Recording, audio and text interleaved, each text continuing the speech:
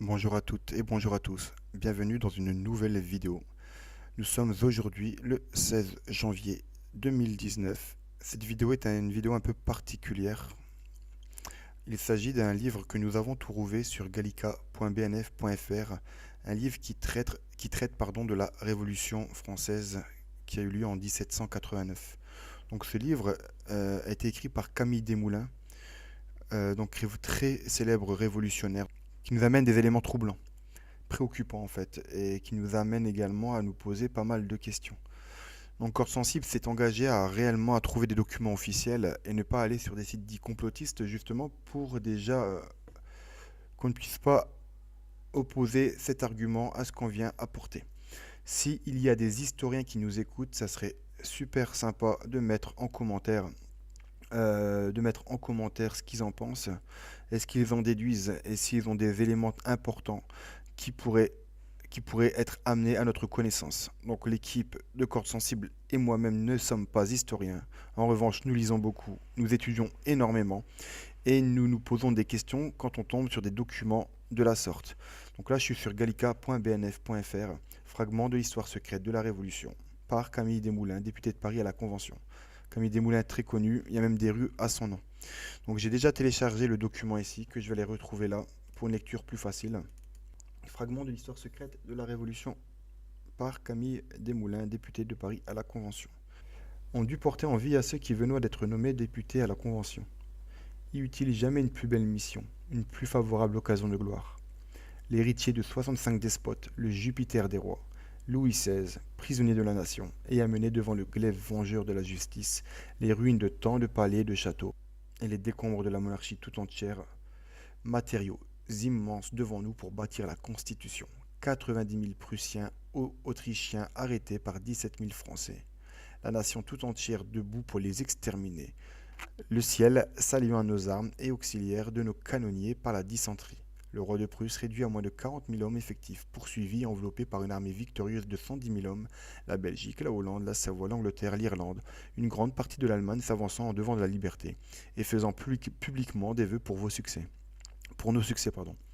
Tel est toi l'état des choses à l'ouverture de la Convention. Donc pour ceux, petit aparté, qui ne connaissent pas trop le vieux français, et toi en fait c'est été, on disait pas et toi, on disait été. La terminaison de l'imparfait à troisième personne du singulier, c'était OIT et non AIT. Fermeture de la parenthèse. La République française a créé, l'Europe a désorganisé, peut-être a purgé de ses tyrans par l'éruption des principes volcaniques de l'égalité. Paris moins un département que la ville hospitalière et commune de tous les citoyens des départements dont elle est mêlée, dont se compose sa population. Paris qui ne subsiste toi que de la monarchie, qui a voie la République à soutenir en le plaçant entre les Bouches du Rhin et les Bouches du Rhône, en y appelant le commerce maritime par un canal et un port. La liberté, la démocratie a vengé de ses calomniateurs par la prospérité de la France, par ses lois, ses arts, son commerce, son industrie affranchie de toutes les entraves et prenant un essor qui étonnoie l'Angleterre, en un mot par l'exemple du bonheur public. Enfin le peuple qui, jusqu'à nos jours, n'a été compté pour rien. Le peuple que Platon lui-même, dans sa République, tout imaginaire qu'elle fût, avoua dévoué à la servitude, à rétablir dans ses droits primitifs et à rappeler à l'égalité. Telle est toi la vocation sublime des députés à la Convention.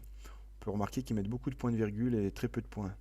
Quelle âme froide et rétrécie pouvait ne pas s'échauffer et s'agrandir, en contemplant ces hautes destinées? Qui nous a empêchés de remplir cette carrière de gloire? De quel côté sont les ennemis de la République, les factieux, les véritables anarchistes, les conspirateurs, les complices du Dumouriez, de Pitt et de la Prusse? Là, il parle de conspirateurs et on va voir plus loin ce qu'il entend par là. Il est temps, enfin, de les signaler, d'en faire justice. Et dans la masse des faits que je vais recueillir, ce sera pour les départements, leur acte d'accusation que j'aurai rédigé, et pour l'histoire, le jugement uniforme de la postérité que j'aurai prononcé d'avance. Il y a quelques jours, Pétion gémissoit en ces termes à la Convention. De quoi nous sert-il de réfuter une calomnie? On la coule à fond aujourd'hui, elle surnage le lendemain. On la réfute à la tribune, on l'y chasse de tous les esprits, elle y rentre le lendemain par les journaux, et on est assailli dans la rue. Et on en est assailli dans la rue. Quand est-ce donc qu'on posera sur le papier et non en l'air une série de griefs à laquelle nous puissions répondre article par article? Vous allez être content, Pétion, vous et les autres.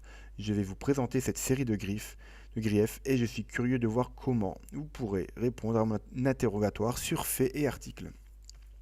D'abord, une observation préliminaire indispensable, c'est qu'il y a peu de bonne foi de nous demander des faits démonstratifs de la conspiration.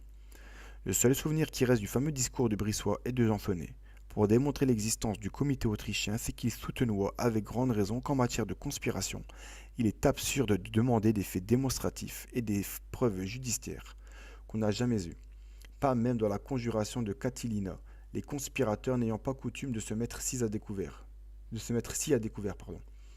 Il suffit d'indices violents.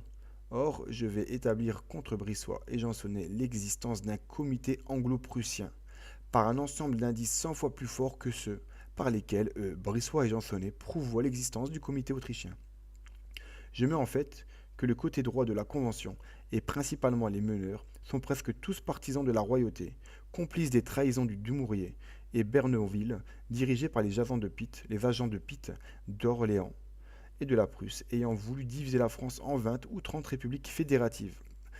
Je fais un aparté, 20 ou 30 républiques fédératives. On dirait l'Union européenne qui est en train de faire des 10, 15, 20 pays sous l'égide de Bruxelles. Ça ne fait exactement pas ça.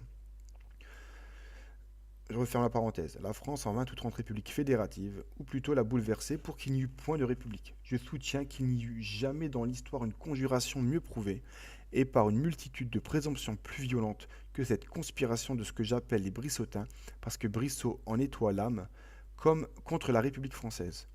Pour remonter aux éléments de la conjuration, on ne peut nier aujourd'hui que Pitt, dans notre révolution de 1789, n'ait voulu acquitter sur Louis XVI la lettre de change tirée U 1641 par Richelieu sur Charles I.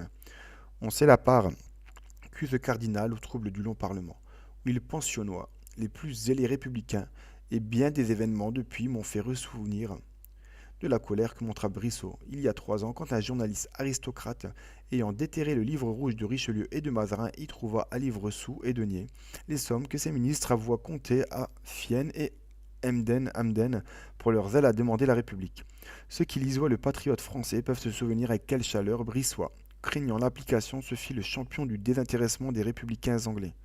Pitt avoua encore à prendre sa revanche des secours donnés par Vergennes aux insurgents anglo-américains. Mais depuis le 10 août, il s'est trouvé qu'un grand déplaisir de Pitt et de Brissois, ils avouaient mener la liberté plus loin qu'ils ne convoyaient à l'Angleterre, et Pitt et Brissot se sont efforcés d'enrayer. Quand le général Dillon affirma il y a 4 ans à la tribune du corps constituant qu'il s'avoua de sens certaine que Brissois étoit l'émissaire de Pitt et Saunois du corps pour le compte du ministère anglais, on n'y fit pas beaucoup d'attention parce que Dillon étoit du côté droit. Mais ceux qui ont suivi les marches et contre-marches de Brissot, depuis ses écrits sur la traite des Noirs et les colonies jusqu'à l'évacuation de la Hollande et de la Belgique, peuvent-ils nier qu'on ne trouvera pas peut-être une seule page dans cette masse de volumes qui ne soit dirigée au profit de l'Angleterre et de son commerce, et à la ruine de la France. Et là, je termine cette page et je terminerai la vidéo là-dessus. Est-ce qu'on peut me nier ce que j'ai prouvé dans un discours dont la société se souvient encore? Celui que je prononçais sur la situation politique de la nation à l'ouverture de l'Assemblée législative, que notre révolution de 1789 avouait été une affaire arrangée entre le ministère britannique et une partie de la minorité de la noblesse, préparée par les uns pour amener un déménagement de l'aristocratie de Versailles dans quelques châteaux, quelques hôtels, quelques comptoirs, par les autres pour amener un changement de maître, par tous, pour nous donner les 2 chambres et une constitution, à l'instar de la constitution anglaise. Ça nous fait nous poser des questions quand même.